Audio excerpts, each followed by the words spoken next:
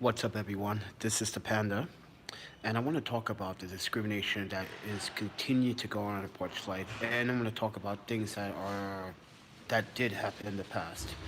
My name is Keiki Alexander Bailey. Most people call me Keith. Some people call me Panda. Some people call me French fry. If you didn't know that, but because I am French natively, but it's a long story. But anyway, I wanted to talk to you guys about this because I wanted to address the issue. Now, you guys have seen me complain about this before on this channel. You guys hear me talk about it before. Um, and this time, I was told by legal counsel that I may have to hire a better professional legal counsel to deal with a lawsuit that might just be in my favor. I'm suing. They want me to sue Porchlight for discrimination, loss of wages, violating my human constitution and civil rights. They want to talk about the ongoing abuse, the substance abuse that goes on inside Porchlight with staff, and not only that, it's a mess there. Now I worked for Porchlight of April of 2019, and for 1 month I was a volunteer to see how this is gonna go. And I ended up taking the job offer after I was presented the job offer like 9 times. And when I was hired, everything was fine. Everything was good for the first like 2 months until they hired someone. That person became a stalker. That person kept following me home. That person kept sending me very threatening and racist Islamic text messages and emails, uh, threatened me to get me deported, get my dual citizenship taken away, etc., etc. And Porchlight let this go on for almost 3 months, since August to October, to the end of October. So basically, it was 3 months. So at this time, I'm sitting here and I'm thinking to myself, what can I do to make this situation better? I tried every single obstacle. I tried to communicate with Porchlight's directors and HR. And right now, they have a new HR person on board. She's only been there for about 2.5 weeks, 3 weeks. Uh, and this is not her fault. It's the fault of who runs the shelter and the organization. It's a 501c3. Don't get me wrong. I'm not about suing 501c3s. I'm all about getting justice. That's all I'm saying. What I would want is some clarification. Not only that my pay stubs was dark, which I just finished doing the calculation. I take a picture of my timestamp cards. I did the calculation of all my pay stubs. Not There's been a few that is showing some irregular calculations, which tells me that someone has been dogging me and also been clocking me out manually. So if I show up on the job at 4:30 and I clock in to do some work, that should be my clock in time. If I clock out at 10 o'clock, I mean clock in. But if I clock out at 10 o'clock due to the overflow of paperwork, you shouldn't clock me out at 9 o'clock when I clocked out at 10:05. That's an example of one of my timestamp cards. So, and here's the problem now. The problem is I've been trying to address a problem with them. Are they going to answer me or they're not going to answer me? And like I said, it's not our new HR fault. It's previous person that was doing HR. But then again, I found out that he had a handful of things going on. He was doing so much, doing too much. And this is where I say Porchlight is just, and this, they are in this someplace dismantled. No one can't figure out what to do. Even now, when this coronavirus is actually getting kind of worse, but we have to be prepared. I told them to be prepared for it, and they refused for me, as a citizen in my right, to purchase face masks to give out to the homeless gentlemen. It's my money. I can do whatever I want. But I was told by email, do not pass them out. Do not pass them out in the shelter. they talk to human services and health. And I was like, what? That doesn't make any sense because I don't need human services and health to approve what I purchase with my own money to give to a community. That doesn't make sense. That's a violation of my human right. Second is that they taken the willpower at Porchlight. Since they say basically, if I'm employed by Porchlight, I have to listen to what they have to say. I don't have to because some of that stuff they actually tell me is I've been played, I've been duped, I've been uh, discriminated, I've been falsely been untreated unfairly, and it's a constant thing. But today I spoke to someone. Finally, spoke to a couple people, and I spoke to a city official by the Capitol. Well, they came here, and they pretty much told me that I probably need to sue them about these things because it's not the only time that I have heard such things from former employees that claim that it's a toxic environment. Yes, Porchlight is a toxic environment. It's not the safest place to work either. I'm putting my life down. I'm putting my life on the line for $15 an hour. That's kind of not worth my time, especially when the director of the shelter is not doing his part.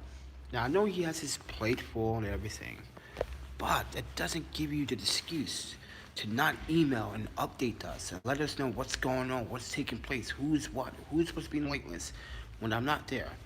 I'm the only one updating them, all these things. No one else is doing it but me. So, or was doing it, and I'm to a point where I don't like doing this, but I'm gonna have to seek legal counsel to get what's rightfully.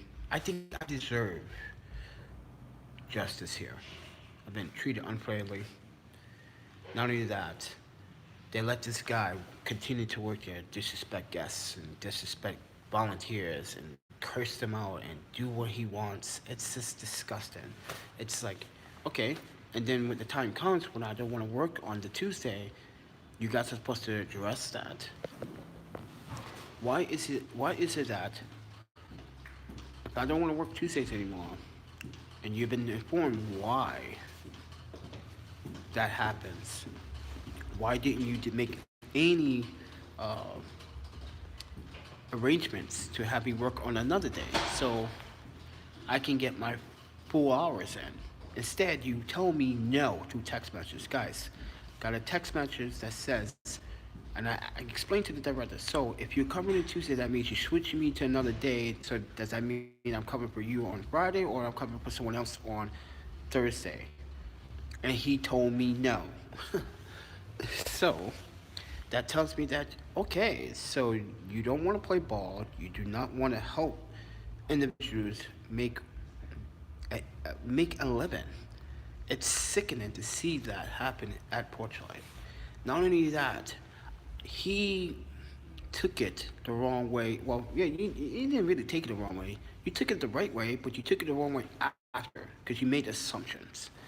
When we spoke last week, and this was on Wednesday, I said to him that, there's certain things I told you and Kim through email.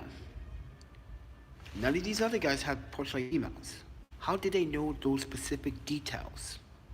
He made an excuse and said, I don't know who you are. I don't even know what you eat, what you like. Bullshit. Bullshit. I'm sorry for using profanity. But this is a very difficult and very touchy topic because this has gone on too far. And I'm on campus now where I feel safe. I'm not stressed out. Every time I go there, I'm stressed out. I'm worried that someone's gonna punch me in the face because I didn't let them in tonight. Or I get spit on. Or get threatened. Or get something thrown at me. They don't Let me explain something to you. I've been dealing with that whole thing for months. and no one wanted to address those problems. And two, I started to say, then I'm gonna just get legal counsel. Oh, wait, let's talk about it. Let's talk about it. When I used legal counsel as a word, not threatened, just to protect myself, now they want to have this conversation with me. Now they want to talk with me. You see how that plays out? Now they want to get things to the bottom line of things. Well, a little bit too late for that right now, because this has been going on for almost over what? July, August, September, October, November, December, January, February, March. 8 months. 9 months. So I'm pretty disappointed about what's taking place. And for the organization to not see it through my eyes and see it through what I'm dealing with, this is kind of personal. This is kind of affecting my relationship with my roommate, which is also a student here on campus. And me and her have to live together. And the problem is that when I get home, she's always concerned because I got this face on my face, which is disappointment, stress face, the one thing that I don't need in my life right at this time. Porchlight doesn't want me. The director of the shelter is basically telling me he refuses to reschedule me for another day this week. So I made an email this morning. Since this happened prior, why is it still not being addressed? And then at the very end of the email, I stated, that's why I can't do this anymore. I'm done. So don't expect me to show up for work anymore. And that's what happened. And I just feel like I'm not getting any of my questions answered properly, other than a very good conversation with the new HR, which her name is Dawn. And she's very nice, by the way. Well, we sat down on campus. We sat at the Discovery building here on campus. We talked about it for about a half hour, 40 minutes. I know she's a busy person and stuff like that, because now she has to play catch up. Now she realizes that she has to watch all this footage, days of footage. And I'm telling her what's important is I want you to check all my timestamp cards, because they don't add up to the times that I have worked. I have pictures. I take pictures of the timestamp cards, as I said earlier in this video. I have every single picture of them. Something's not adding up. I didn't say anything for a while because I knew someone was trying to cover the ass. And by the way, it's by law, Wisconsin law, that if you're still working after the hours, not after hours, if you're still working at the job trying to finish your work, Wisconsin state law states that they have to pay you for that time. I wasn't deliberately or purposely trying to suck up more hours. No. What happens every Monday and Tuesday is that I get a bunch of newcomers or updates. And sometimes most of the time, I don't have anyone with me other than Wednesday. And what happens is I get bombarded with a bunch of paperwork and new intakes, and then I have to first of all, how they upload files to their service point system is I have to go to a printer. I gotta scan it to the printer to my email, download it from my email to my computer, and then upload it to service point. Now I gotta go in my office to the front desk, go back and forth. If I do that 6-7 times a night, if you guys do the math in the intake process, it takes about 10 minutes to finish an intake process. So 10, 10, 10, 10, 10, 10, right? You add the tens up, that's 7 tenths, right? That's 70 minutes. So now I have to check these guys out after 8:30, because sometimes I do while being checked in. It depends on the traffic that comes through the shelter. And sometimes I can't do it while I'm intake because there's too many guys coming in, there's too many updates. Updates are when guests don't show up for a whole year and they come back. We have to do the paperwork. I've been very efficient. I've been very prompt. Every time I'm on a shift, I do my work and finish my work before I leave my shift. That is important. I do this because I want people to know that I am capable and willing to complete my tasks before I leave my shift.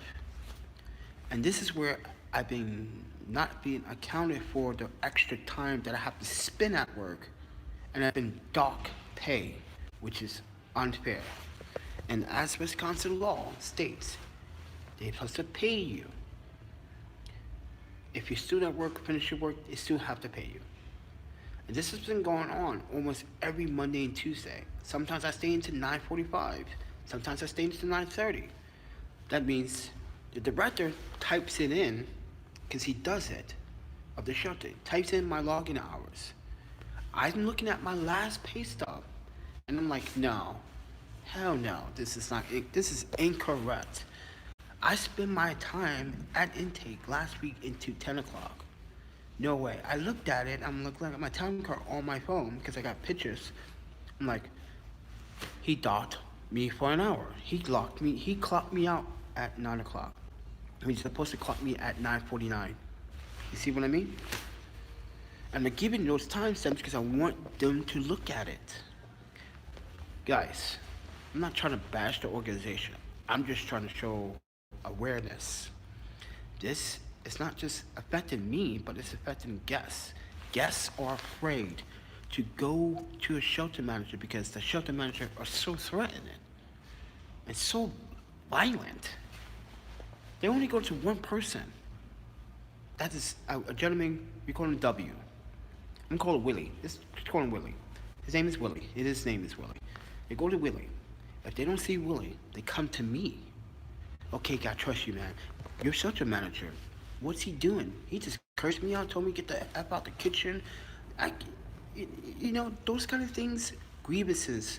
When I always tell a guest about a grievance, I get bitch at shelter management. Or you're going to be the snitch, you're going to tell the guest to write a grievance? Yes, because it's their right. You're violating their human right to eat, to sleep, to feel safe. That's a human right. You cannot violate that. But they do it all the time. They do it all the time. And it's disgusting. And this is where I'm fighting back against that for the guests, for the people that have to visit the shelter. But you know how shelter management is, or other folks that work there. Not everyone is the same, but it's always like, you don't know these guys. These guys are, like yesterday, not yesterday, I keep thinking of what happened 2 weeks ago. Oh, wow. But anyway, 2 weeks ago where we had a family that volunteered and there were little children in there, and shelter manager said that one of the guests was acting inappropriate. Turns out that he wasn't acting inappropriate. He was just asking questions because he's curious. And everyone has a right to be curious. It was the shelter manager that's been inappropriate, the way he was behaving in front of our volunteer, which is our guests, serving our other guests subsistence for dinner. And turns out that shelter manager was like, I can pay you anytime I want. And nobody upstairs is going to tell me what to do. That's not the case.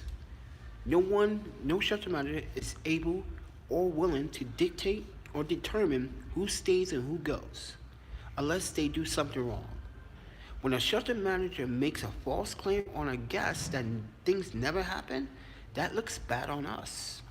That looks bad on me. That looks bad on the people that worked there that day. I'm not going to be subject to that. That's why I told the guests, you guys can come talk to me if you can't talk to a shelter manager.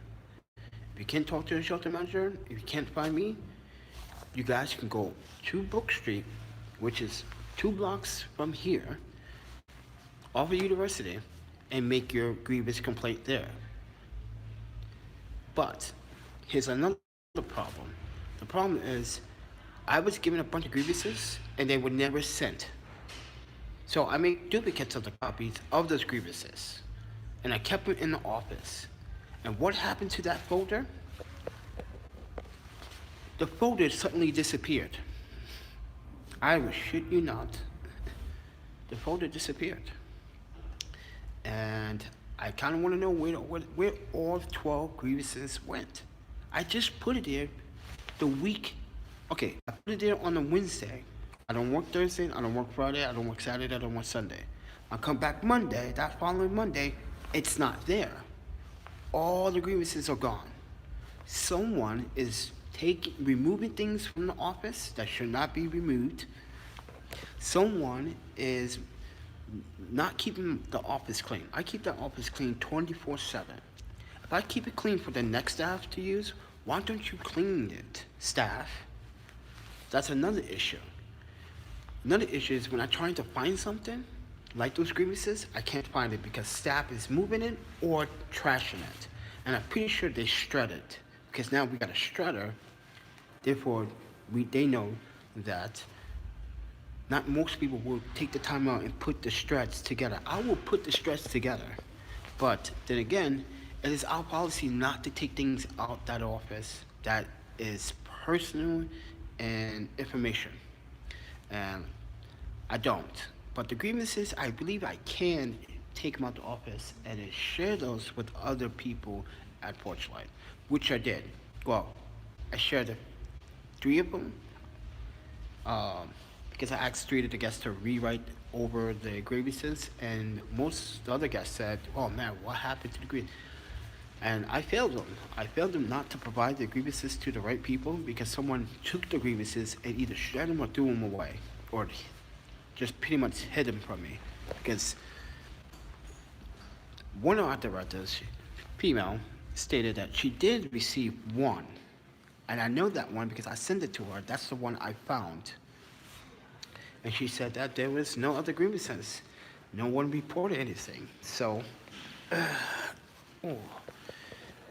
And not only that, guys, oh, wow. I got this really bad pain in my left cheek. Last couple weeks ago, it was in my right cheek. Now it's in my left cheek. So I'm going to see a doctor on Friday about it.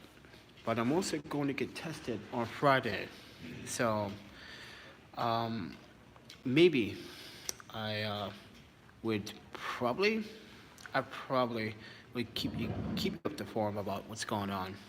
But right now, I just feel this needs to be talked about on this platform and on this particular channel.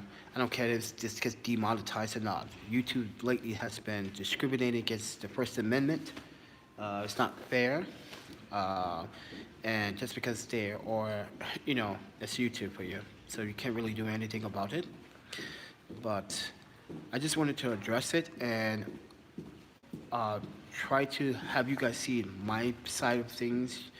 And if you guys want me to sneak peek you guys into a live video, I guess, I can probably do that too. So I think I can. I gotta ask the policy. I need to look at the policy again.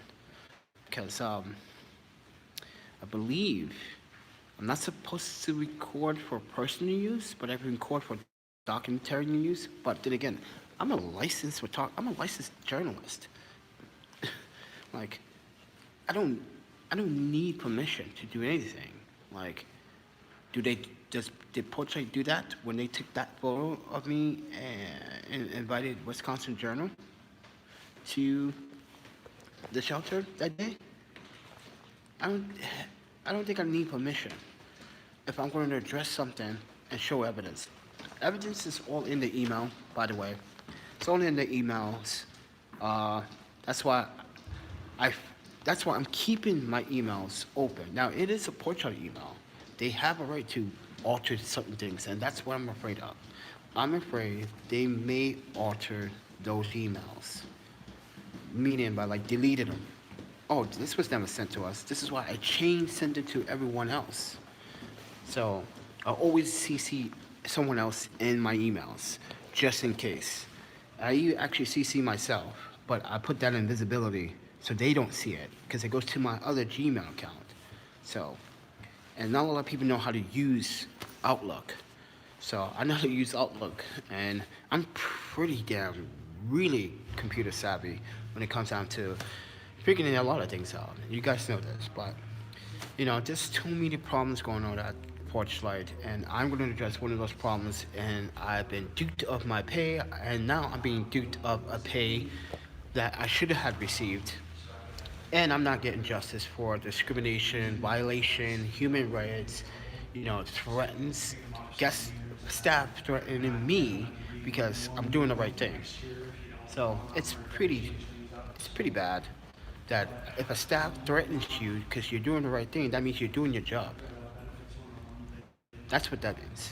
They don't want you to do your job. They want you to say, "Oh no, let that slide, let that go, let this, don't say anything, keep everything in house." I was told to keep everything in house, and I remember that conversation. Oh, we keep everything in house, until I started realizing after the second month, like, I can't keep this in house.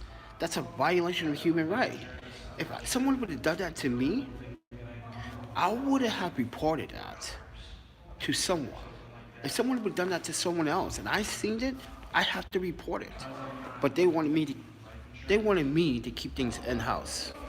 So it's pretty sad that this is going on, and I'm not getting fair pay. I'm not getting fair wages. People are altering my checks, like I said before. What else can I say about? Uh, I, I don't want to go into it. I guess I should. What you guys heard the threats, staff threaten me, guests threaten me. I'm afraid to go to work. That's the most important part. I'm afraid to go to work because every day there's always a guest or a staff member that wants to cause so much chaos for no apparent reason.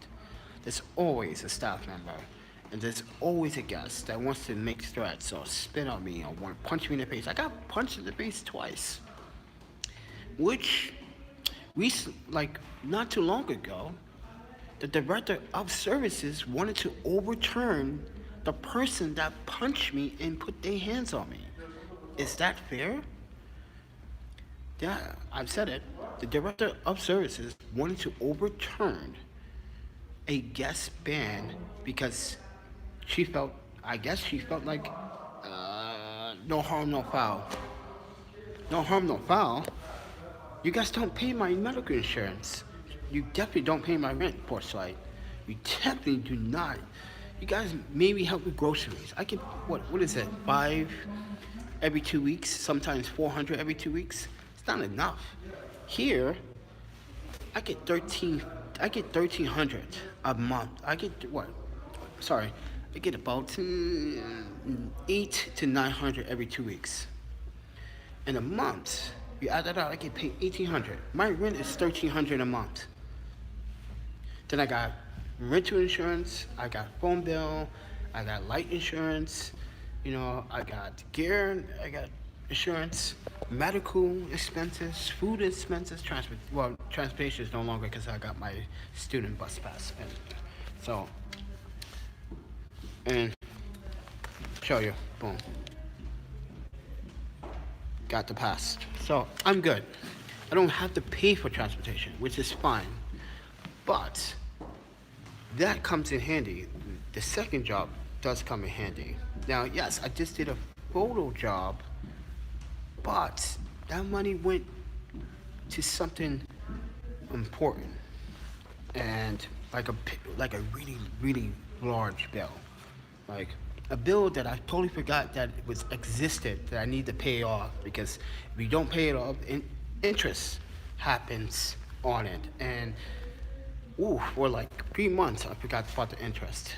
Holy crap. So that was my mistake, because all of this chaos that happens at work, my mind is drifting off somewhere else because it wants to be somewhere else.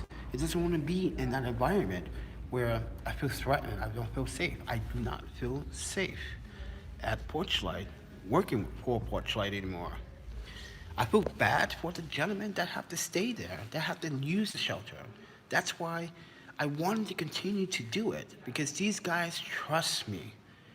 and and they're like yesterday I walked by there and they were like, hey man, like, come on, you're not working today? Oh, come on, Keiki. And like, what's going on, man? I'm like, I can't tell you guys right now until I figure something out. And they're like, this place is shit, man, without you.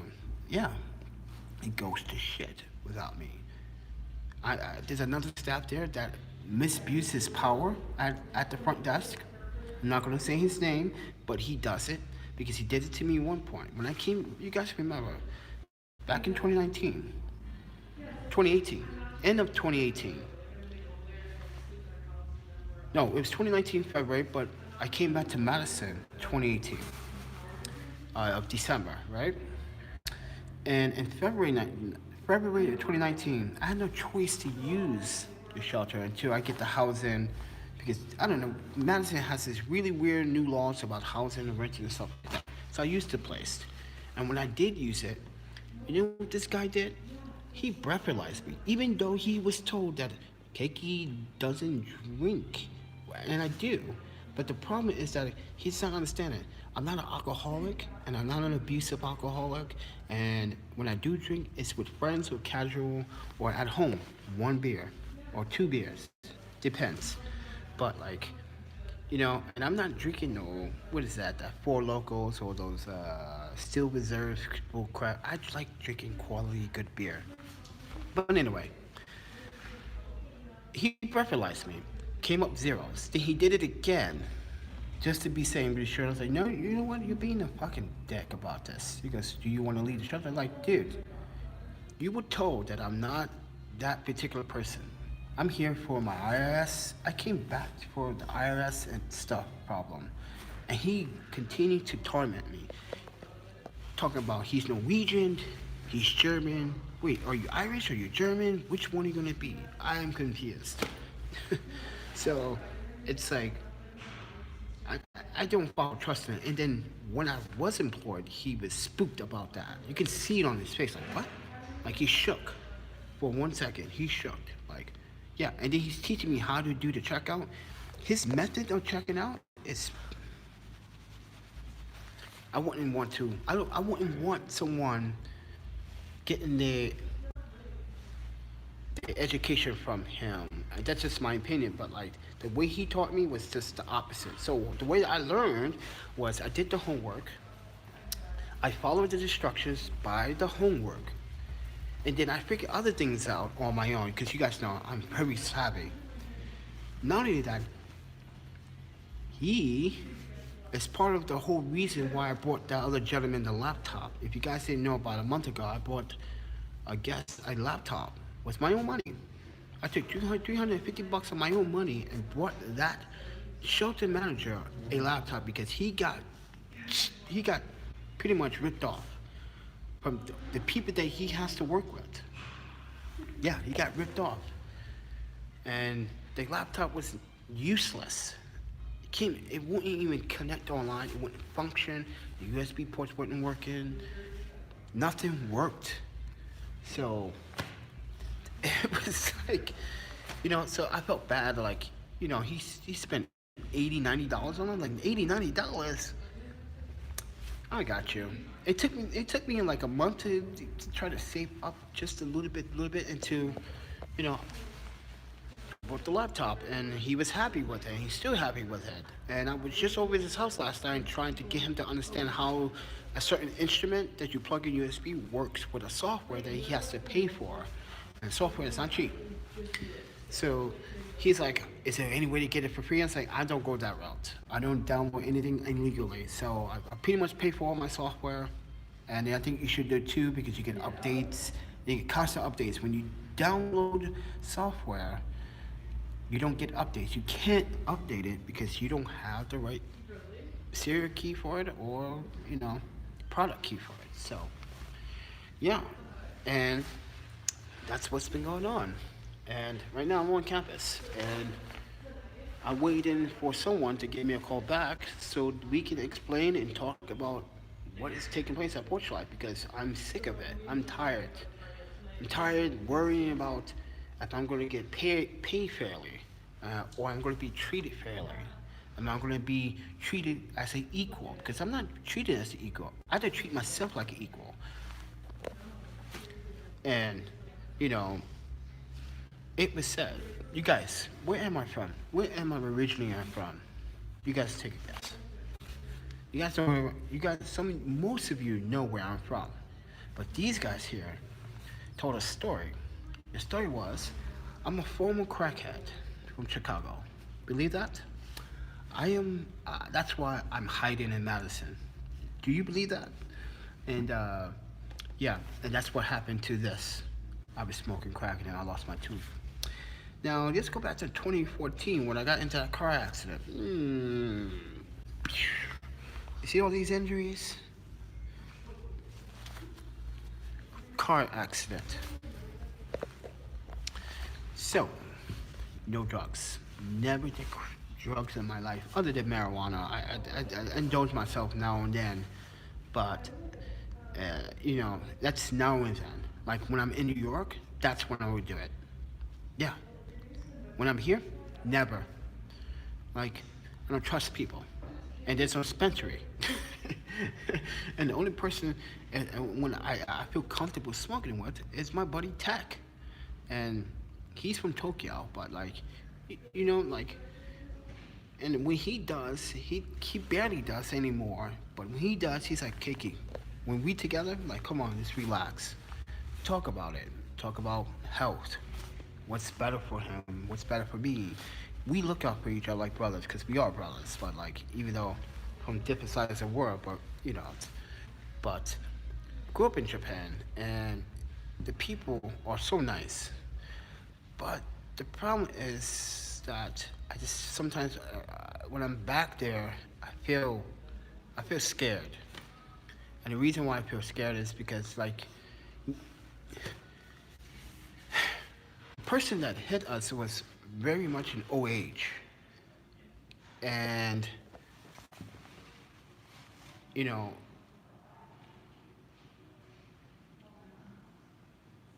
I didn't even want to talk about the car accident. It just gives me hot splashes, I guess.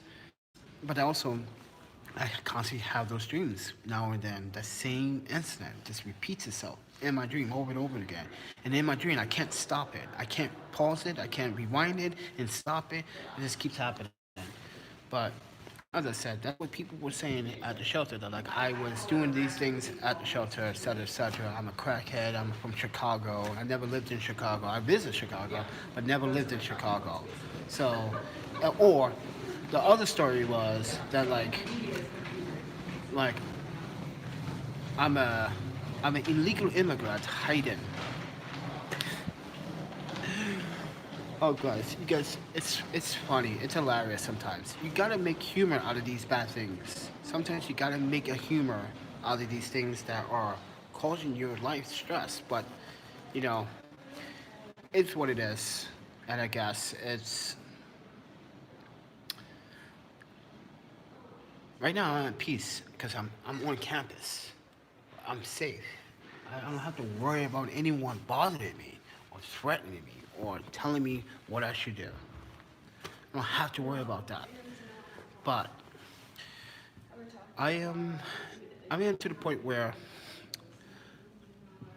I am to the point where sometimes I feel like I want to break bones again. Like you guys know, I'm a fighter. I have studied a lot of martial arts, and Muay Thai is one of those main martial arts other than Jiu-Jitsu and karate. But Muay Thai, ooh, don't let me sweep your feet. And then, oh, you guys should see me how I used to do Muay Thai fight a lot. I was rough, so rough. I just get head on, like boom, get headshots all the time. Like it would hurt. Don't get me wrong, but now I can't get hurt as much. I don't have my sense of smell because of the car accident. Uh, it does not really affect my eating, but these are details that only I told the directors of when I first began working at Porchlight, and then Shutter Management figured this out because someone told them. Someone, one of the directors, told them. So It's not very nice to tell things without someone else's approval. It's not nice. But then again, I'm just tired. I'm overworked. The thing is, I might be overworked right now. Ooh, because that's what my doctor just said to me this morning. I'm working too much. I'm not resting. You know, I need to quit one job. And I told her I don't need to quit one job. You know, you're like, but you on campus, you gotta go to one job, then you gotta go to another, then you gotta do the photography, then you gotta ed, then you gotta do YouTube content, then you gotta do content for other channels and other platforms. That's a lot of work. And I told him, like, not as much as a doctor does. A doctor has to work almost around the clock 24/7. Sometimes don't get sleep for 3 days. So, but if you think about it, that's how my life is. My life is like a doctor. I am constantly on the clock, even in the middle of the night. I'm talking to someone. I'm trying to communicate to someone on the other side of the world. Like my buddy Cheyenne, he's from Pakistan. He's in Australia right now. He's having a good time with his wife. And he's like, any good pizza joints? And I'm like, dude, you know I don't eat pizza. And why would I know where's a good pizza joint in downtown Sydney? No. I know someone that does know. But yeah, I'm trying to figure this out. I am going to talk to another lawyer about what I should do from this point on. And when I get any word about what's taking place, I will inform you all what is going down. I promise you, I will keep you guys in the loop like I always have been, very transparent on this channel. But my health is causing me, and the stress is causing me to have pains like what's in my buttocks right now. My left buttocks, it feels like the muscle strain, something's pulled. Because it was on my right side a couple weeks ago, as I said earlier. Now it's on my left side. It's been bothering me for the last 2 days. And ever since I came back from the Pakistani wedding in Chicago, I'm overworked and I'm not getting proper sleep. And because I want to buy a new camera, actually I need to buy a camera and a couple of lenses. So I'm trying to save money up for that, and YouTube is not helping me with that. YouTube is definitely not helping small channels. Well, I'm not small channel anymore, but you know, in YouTube's eyes, I am. YouTube is not helping when they say the First Amendment doesn't matter to them anymore, and my right to speak on behalf of like this, I guarantee this video is going to get demonetized. So there's no point monetizing it because YouTube doesn't seem this fair content when it is. This is me showing awareness about a problem that is ongoing with my employment. If you feel that YouTube, if you feel that this video is not monetized and friendly, then don't monetize the videos at all. Just take me off the monetizing fucking program. Because every time I upload a video concerning about a problem of my personal life or about work, you always demonetize it. As if it's threatening, and it's not threatening. It's information. Information that people need to know before getting themselves involved with Porchlight. This is why everyone here on campus doesn't want to actually deal with them at all. Because everyone knows here in Madison, you can ask from my friends at the Ramen Room or from Morris Ramen, they would tell you, it's a toxic environment. Porchlight is toxic. It's like 2 nuclear bombs going off in there. That's how bad it is. It's like, and it gives me headaches every time I walk in there. It's a headache. Oh, there she is. Okay, roommate's here. So,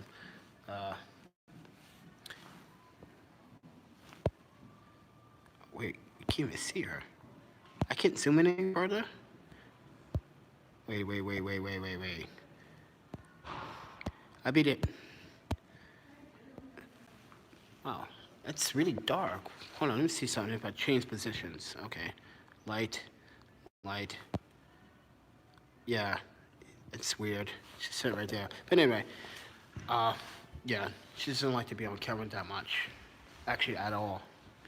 Because, you know, she's seen some of the comments on my channel. They're like, they really talk about your teeth a lot. I'm like, do they even know you got into a car accident? I'm like, nah.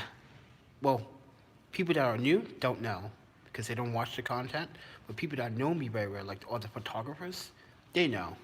So, but when you have a newcomer come to your channel and they make jokes about your dental, they'd be like, she'd be like, that's so rude. Like, don't worry. I told her, I'm not really worried about it. So, but yeah. But anyway, I'm gonna let you guys go. I just wanted to inform you guys what's going on with everything with Porchlight, legal stuff. When I'm leaving Madison, and right now, campus is kind of on a lockdown right now. They don't want people traveling due to the coronavirus thing, and and I was just in Japan not too long ago too, right before I came back to Madison last year, and I am going to get tested Friday, so I had made an appointment. So see how that works out. But I need to know. Me and my roommate need to know.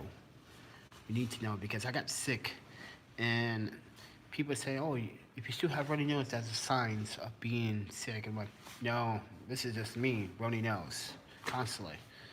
It's like that's what happens in the winter, because I have asthma, but I also have, I think I have allergies too. Because sometimes in the summertime, the allergies just kicks my ass. Oof, it just does.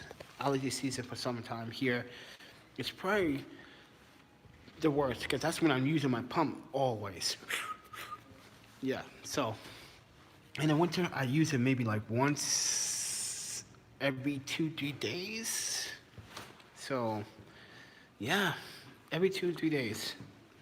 But with that said, everyone, I am going to get out of here. I gotta get going. Oh, I'm walking slow because my butt, my left side of my butt cheek hurts so much. But I have a doctor's appointment Friday, so figure this whole thing out. But anyway, I'll talk to you guys in the next one.